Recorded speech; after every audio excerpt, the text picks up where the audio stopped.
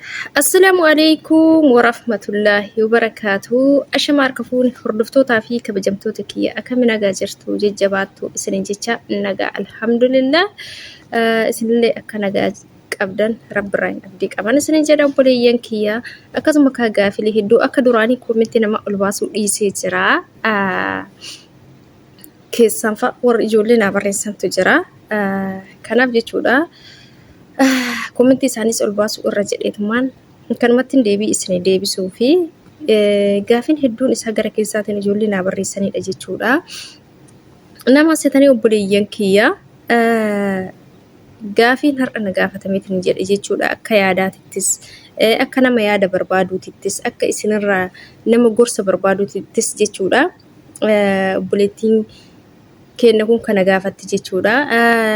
Koomentii baay'eetu na barraa'ee maal jedhan ijoolleen kennaa tokkoffaa maal naa jette obboleettiin kenna tokko jechuudha. Jalqaba irratti huni seenaa jette ani ufumaa kiyyaa'in waan hunda hojjedha garuu madaamin kiyyaa yeroo hirribaa kaatu yookaan yeroo bakka wayiitii dhuftu irra deebistee na hojjechiisti na bira dhaabattee gan hojjedhu warri jettan ni jirtan jechuudha obboleeyyan kiyyaa.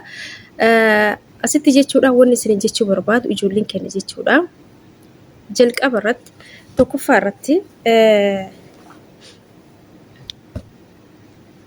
beekuu irraa dhabuu kan ka'e jechuudha. Hubachuu irraa dhabuu kan ka'e jechuudha. Baay'inni keessan ufumaa keessanii dalagaan uf miitan jechuudha. Ufumaa keessanii dalagaan uf miitan beekuu dhabuu irraa beeytaniis osoo hin taane jechuudha. Isa kana yoo isiniin jedhu inni kun akkamitti nuti uf miina silaayyuu mana isaanii keessa waan jiru hunda waan hojjedhan hojjenna uf miidhuun eessaan dhabamoo jettan dhageeffadhaa bakka kanatti waan isinii himu tokko jechuudha. Jalqaba irratti isa jalqabaa jechuudha. Jalqabuma akkuma dhuftan madaamin keessan akka isin ajajju teettanii hin eegina. Ajaja isii hin eegina.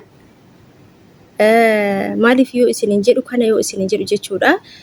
Ka'iitii kana godhi, kottuutii kana godhi, kottuutii kana hojjedhu, kottuutii deemitii sana hojjedhu akka isiniin jettu hin eegina.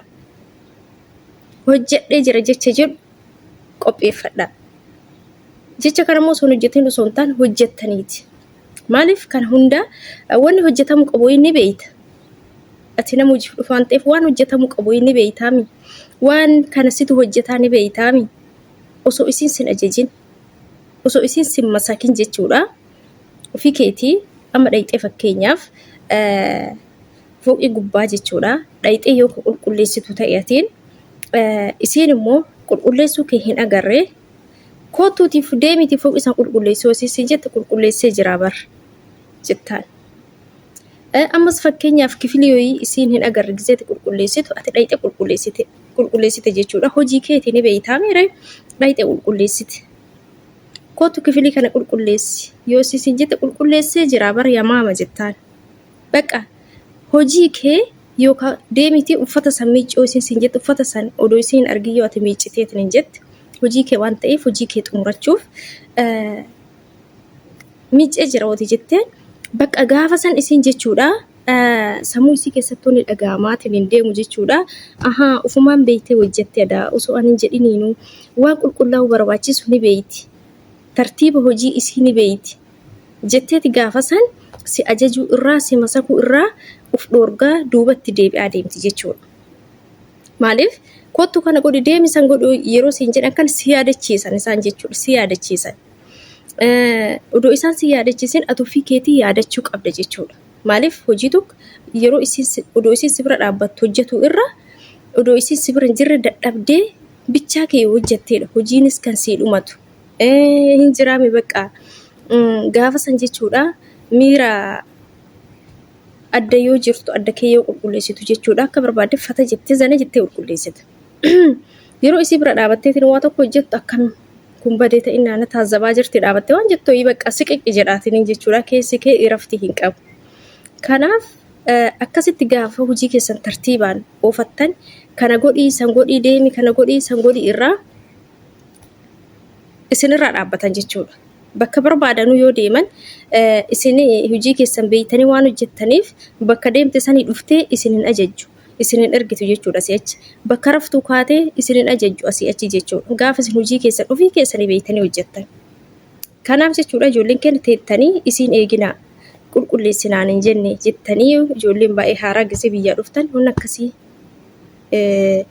irraa of dhoorgan isin jedha maaliif jennaan yeroo hunda kama isin ajajan yoo ta'e odoo hin ajajin osoo hin godhin jedhiniin hin gootu waan jedhutu sammuu isaanii keessatti uumameetiin yeroo hunda isin ajajan jechuudha kanaaf yoo sa'aatiinis deeme ugur deemteetiin akkati odoo isin sin ajajin beeyti waan ta'eef isin hagarraatitti erga dhufte isitu si ajajaa jira waan ta'eef sa'aatii hirribaa keetis odoo ta'ee deemtee dhufteetuun kootu waan kana godhisiin jetti ati immoo kana hunda jalaa bilisa ba'uuf ofii keetii waan hojjetamuu qabdu mana keessa deemtee ilaaltee waan hojjetamuu qabu jechuudha waan sirraa hin oolle wayii jechuudha hojjettee xumurattee gaafa san ofii keetii yoo uf ajajje jechuudha isaan sin ajajan inni lammaffaa immoo jechuudha akkamitti hojiin miina ofii kennaa warri jettan jechuudha waa tokko isinitti hima jechuudha innis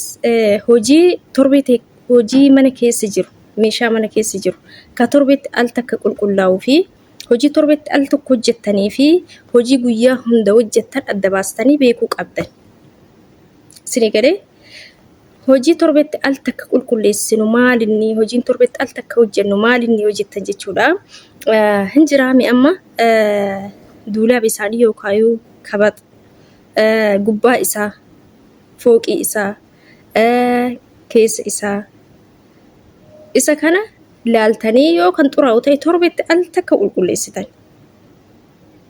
mukayyifa kana gubbaa isaa gingilcha keessaa bayusan isa kana torbeetti al takka jechuudha firiijii duuba isaa jala isaa achi dhiibdanii torbeetti al takka qulqulleessuu qabdan jechuudha guyyaa hunda odoo hin ta'in ijoolleen keenya tokko tokko maal godhan firiijis gubbaa isaas guyyaa hunda jala isaas duuba isaas guyyaa hunda dhiibuu isaa guyyaa hunda mukayyifii kanas guyyaa hunda xaraguu hin jiraami duulaabii kanas guyyaa hunda gubbaa isaa keessa isaa xaraguu akkas hoo goote guyyama hunda situ miidhamaa jechuudha hojiin gurguddaan kunneen torbeetti al tokko jechuudha kan hojjetamu qabu torbeetti al takka jechuudha na biraa deemeen isin jedha buleeyyan kiyyaa hojii akkanaa kana torbeetti al takka jechuudha maaliif ree guyyaa hunda qulqulleessuuf akka fakkeenyaaf lafa guyyaa hunda qulqullaayaa lafti guyyaa hunda qulqullaayaa waan irra deemamu fonti garagaraa waan irratti jiguuf guyyaa hunda qulqullaayaa jechuudha si galee kanaaf wantoonni akkanaa kunneen immoo guyyaa hunda hin qulqullaa'u jechuudha wanti akka gubbaa firiijii gubbaa duulaabii kanneen ijoolleen keenya jalqaba akkasiin dhufte kanas godhi tartiibaan guyyamatti dhufte sawwaa hunda sitti agarsiifti jedha ati immoo guyyama hunda akkuma guyyaa hunda saanii dhiixusan akkuma guyyaa hunda burcuqqoo dhiixusan akkuma guyyaa hunda saramiikii lafaa qulqulleessitu kan akkuma guyyaa hunda algaa aftu kana sitti fakkaata isas kan qulqulleessitu guyyaa hundoota inni miidhamta jechuudha gaafa sanis isaanis amalantaani barsiisaa deemta jechuudha gaafa amalantaani barsiisaa deemte irratti barataa dhuftee wanti kun adaa guyyaa hunda qulqullaa'u siyoo baate adaa hin xuraa'u jetteetiin kan ati guyyaa sadittuu ka guyyaa afurtti kan qulqulleessaa dhuftoo ta'e immoo duraan gizee jalqaba dhufte san guyyaa hunda qulqulleessitaa amma maa dhiistee jedhaniifaa gaafii sitti dhiyeessan jechuudha kanaaf ijoolleen keenya yeroo baay'ee waa hundaayyuu hubataatiin ilaalataatiin deemaan isiniin jedha obboleeyyan kiyyaa amma ijoolleen hedduun jechuudha ka guyyaa hunda duulaaba keessaa saanii gadi guuranii guyyaa hunda qulqulleessantu jira jechuudha akkanatti himte obboleettiin keenya tokko yeroo jalqaba dhufe san kanas qulqulleessa akkuma siinaan jettuun guyyama hunda gagguuraa xaragaa guyyama hunda gagguuraa dhiqaa jetti jechuudha isaan maal rakkatarree hojii isiiti waan taateef hojjetti jedhanii birri isiitiif hojjetti jedhanii hin miidhamtaa hin beekan si'iita hin beekne